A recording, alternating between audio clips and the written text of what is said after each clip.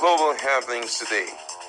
We communicate, we analyze global news. Stay tuned. Hello guys, welcome back to our channel. Still talking about Rivers State, but this time around it's not the rift between Fubara and Wike, but the planned Congress for Ogoni indigenes, which was scheduled for today to discuss the resumption of oil exploration in the region, did not end well. Don't forget that few days ago there was a meeting between Ogoni leaders and the president. The people who were in that meeting was the governor of the state, Fubara was there, Wike was also there. Then some key Ogoni leaders, Victor Diadem was very much present, and with the senator representing that particular constituency, talking about Barry Bigi, he was also present.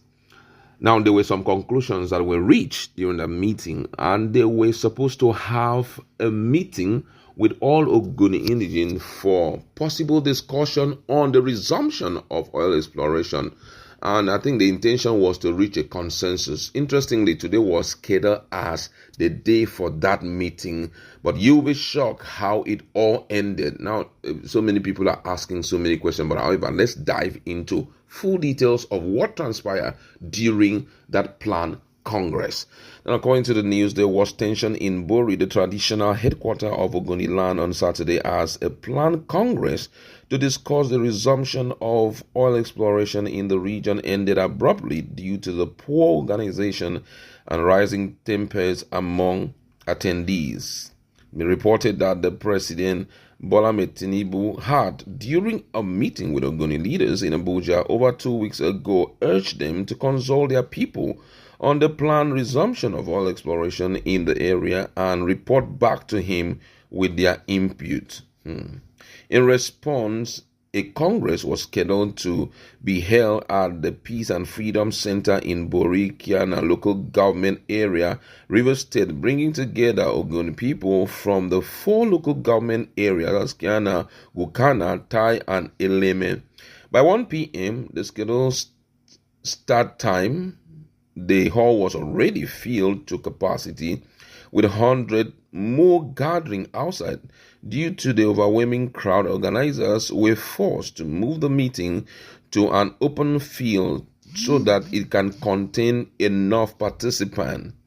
And among those present were Senator Barry Ngbigi, Senator representing River Southeast, Chief Victor Diadem, Deputy National Chairman of the All Progressive Congress APC, Lerom Miti, former president of the movement for the survival of Ogoni people, Mosop, Ignatius Kati, co-chairman of the Ogoni Dialogue Committee. The meeting, which eventually started around 2 p.m., lasted less than an hour after brief remarks from leaders including Miti and Keti, who explained the purpose of the meeting. Senator Mbigi urged Ogonis to unite and embrace peace. However, shortly after, VIPs quickly left the venue, leaving youths frustrated and angry over what they perceive as a poorly organized and non-inclusive consultation process.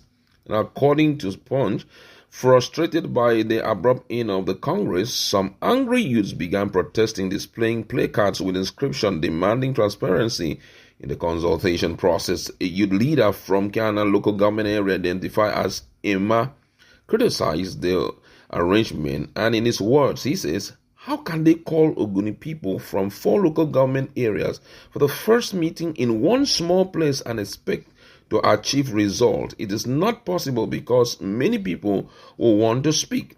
The best thing they would have done is to begin the discussion from the kingdoms and the LGA before calling an enlarged Congress to harmonize the views." The abrupt and chaotic end of the meeting had raised concern about whether genuine consultation will be held before decision on oil exploration resumption in Ogoni land are finalized. This is quite shocking. Now, it will shock you that in that meeting, even the governor of the state was not present. No representative from the government was there. I begin to wonder, how can a key gatekeeper ask the governor of the state It's not been informed of a meeting for some political wahaha going on in the state. You exempt him.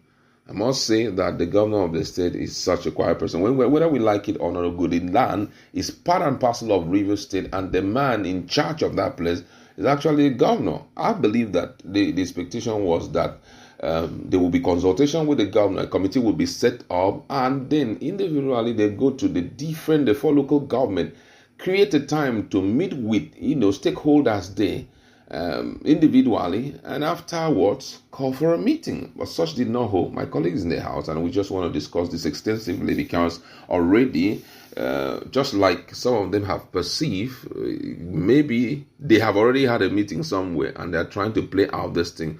But I think the youths will not allow it to happen, because this issue of oil exploration is a great target for most people, and the issue of settlement is yet to be concluded. Don't forget that Ogoni people went through so much when it comes to the issue of oil exploration. So right now, I don't know what the situation will look like. My colleagues in the house, what's your standpoint on the latest development on this meeting?